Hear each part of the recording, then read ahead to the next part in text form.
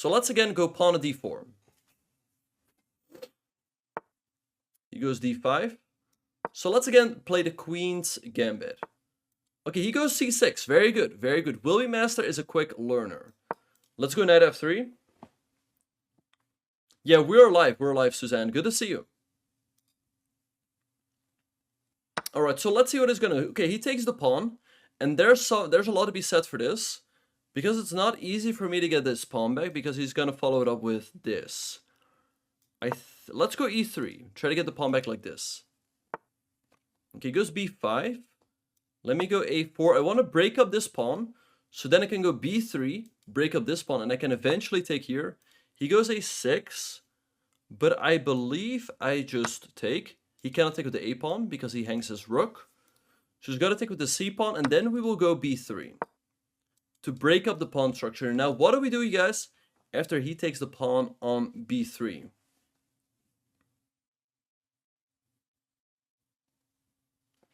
Exactly, Drake Candy. Bishop takes b5. Perfect. Check. And if he takes, we can take the rook. Now, after bishop takes b5, we are still a pawn down, but we'll likely regain this pawn on b3, and then we will have a slightly better pawn structure. So I hope that makes sense to everyone. But let me calm down. Let me calm down the music. Let me play something more chill so it's easier for you guys to follow. All right. All right, everyone. Let's see what he's going to do here. Now, if he doesn't do anything, I'll just take here. And again, I have the center and a better pawn structure. He goes bishop e6. Very logical. Now, I could go knight g5, attack the bishop. I think knight g5 is what I'm going to do. If he goes here, I think e4 is good. The bishop moves, I take. But he has h6, attacking my knight. And if I move the knight back, then he can take here. So maybe I have to take here. He could take with the bishop. I take. I can throw in a check. Or maybe like 95. 95 he might have here. Let me see. So take. I throw in a check. He goes here. I take. After knight c6, I have d5 though, and his knight will have to move. And if he goes e6, I get 95. That should be pretty good for me. So let's go ahead and take here. So that makes sense, everyone. I'm not going to sing, Suzanne. But is this better audio quality? I thought I was about to say. Please sing. I only sing Somewhere Over the Rainbow, and that song happens to be queued up next. This feels like a sport event. Interesting. So if I go here, he goes here, e4, bishop e7. Okay, he goes b4. All right, so he keeps the pawns on the board, but now I have a very nice center. There's something to be said for his majority on the queen side as well, but I don't think it is as powerful just yet. Yes, it's very good. Okay, awesome. So I could go knight g5 here, going after the bishop. Looks pretty good. Now, question to you guys. If I go knight g5 and he goes, let's say, bishop c8, what move do I have there? I could win a pawn. That is arguably also very good. So I'm really spoiled for good choices here, but I think I'm going to go for knight g5. But let's have a look. If I go knight g5 and he goes bishop c8, what good move does white have there? That pretty much wins the game on the spot. I can do commentary on two low elo players battling it out. That'd be fun. We have queen f3. Perfect. Threatening a checkmate. Or it's not quite a checkmate, but we get a devastating attack and attacking the rook. So I think I'm going to... Wait, my mouse. Okay. I think I'm going to start out with knight g5. Attack the bishop. And bring this into the position. Okay.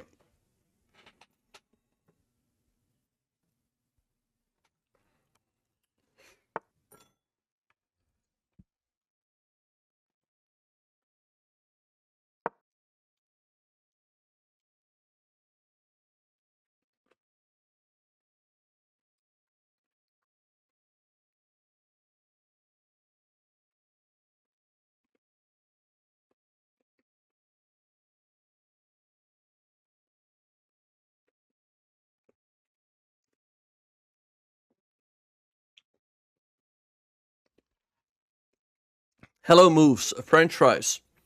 All right, so queen f3. Again, we threaten a checkmate now, and we attack this rook. So he's in a lot of trouble. Now, the one thing we have to make sure is that if we take the queen here, is that our queen does not get trapped. So let's have a look. If he goes, let's say, knight f6, we take bishop c6 attacking our queen.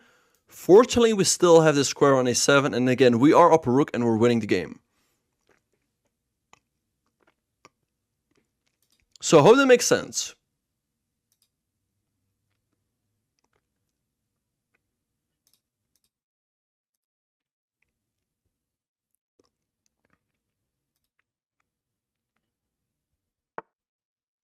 Okay, he goes knight f6, so let's go ahead and take the rook.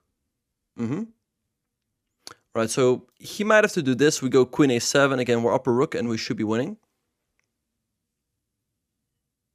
How old am I? I'm 27 years old.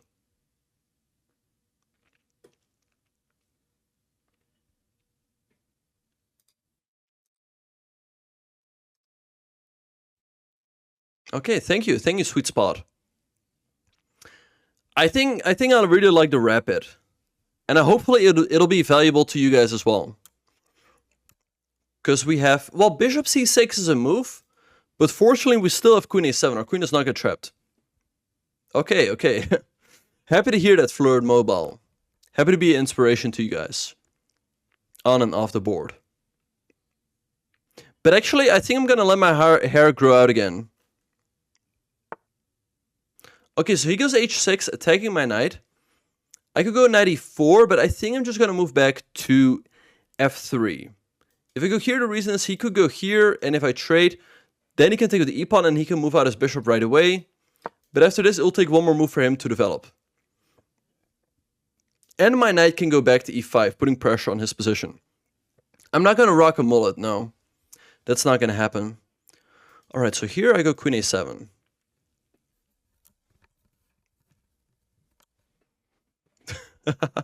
I started speaking with a Dutch accent. You are my inspiration. Bong and a waffle. Well, guys, I'm growing my hair out again, but it's not like, and the hair is back. It's gonna be a process. Hello, not Kami. Good to see you.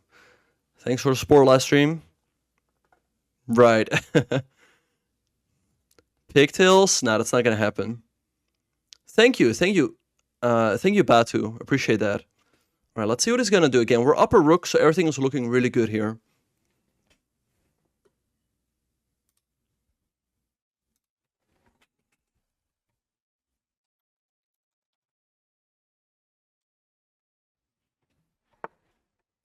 Okay, he goes pawn to e6. Now he's not threatening to trap my queen or anything like that, but I do like the move knight e5 to put pressure on the bishop. He'll have to take back with the knight. I could also go c5 to potentially bring in this bishop over here, and that will help me easily escape. Let's say go here, here. Yeah, I'm gonna go for knight e5. And I mean, now bishop c6 is completely out of the question. That's a good point. That's a good point, New Mario. It's a very smart point. We could sack the rook for the pawn as well to be 100% sure that our queen will come out. But again, there's no doubt in my mind that the queen will escape, and I'll just be up a rook. Exactly. I'm a shapeshifter. Yep. All right. So let's see what he is gonna do. But a question to you guys, so does this really sound much better than this? It sounded much better when I had the mic close to my face. Well, just play the format that you love, not Kami. If you love playing Blitz, just play Blitz, but I think it's good. I think it's good to play rapid chess because you get to think a little bit more about what's going on and you really get to internalize the different patterns. Is not so far away? Okay, good to know, good to know. I should probably work on this somehow. Okay, let's go pawn c5, attack the queen, and then I can bring in my bishop on the next move. He could perhaps do this, but I can take. He takes, but I do take another piece. He goes here, threatening this and my queen. But I have a very nice solution. I can take, and bishop a3, winning back the queen. So let's go pawn c5. Now my bishop is free to come into the game. Okay, awesome, awesome. It sounds much more full with my close. Okay. Rook takes a6 was a move as well. Takes. But I think c5 is even better. Good evening, Drunken Sailor. Good to see you. Okay, so he takes. And you guys might be like, okay, that calculation, like, why is that necessary? But it's probably what's going to happen on the board. Okay, so we take attacking the queen. Because this line right here is critical. If he takes the bishop, he could get a very strong attack. And the game could turn around. Like, if he takes and I take, if he goes king up and I take, that could lead to trouble. He can take, I go king up. Maybe a check over here. King here, check. I mean, who knows what's going on? But again, queen takes b4 ends the game on the spot. Because he takes and bishop a3.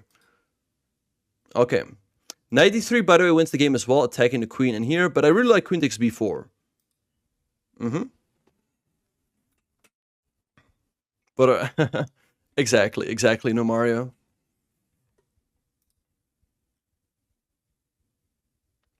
All right, so let's see what he is going to play. But in any case, it's looking really good for us. We are up a rook and a bishop.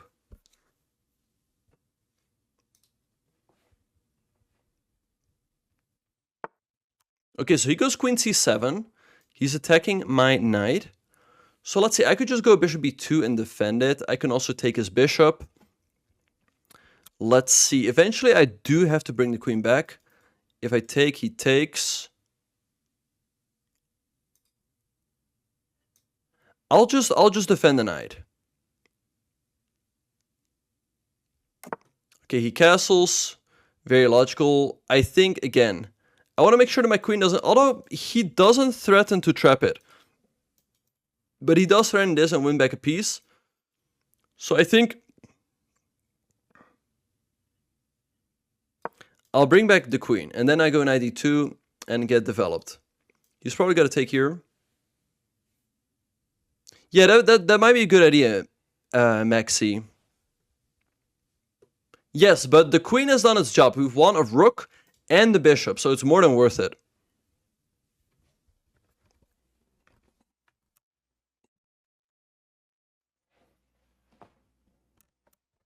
Castle when? Okay, we will still have to move out the bishop. That's true, and then get castled.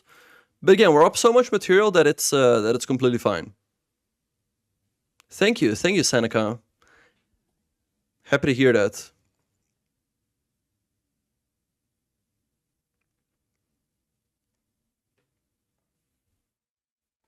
All right, so let's see what he's gonna do. He's getting pretty low on the clock. Yeah, okay, so he takes the pawn. Let's move out my knight so I can move out my rook. He could go queen c2, which is a little bit annoying. He goes pawn a5, pushing the pawns, but it's not too concerning. Let me just bring my rook into the game. And it's always nice to bring a piece into the game with tempo. Now, for those of you who don't know what with tempo means, it means that you make a move, you attack one of his pieces, and he has to respond. So then you get more, you buy yourself time to develop the other pieces as well. Does that make sense?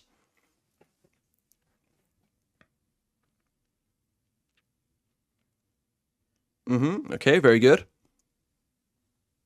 Tempo sense. Exactly, very good.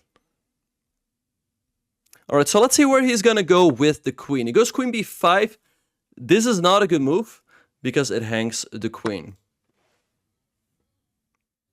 Thank you, no Mario. All right, so, I mean, he's probably going to take, and then we're just up a lot of material. All right, so thank you, Will Be Master, for the game. Appreciate it.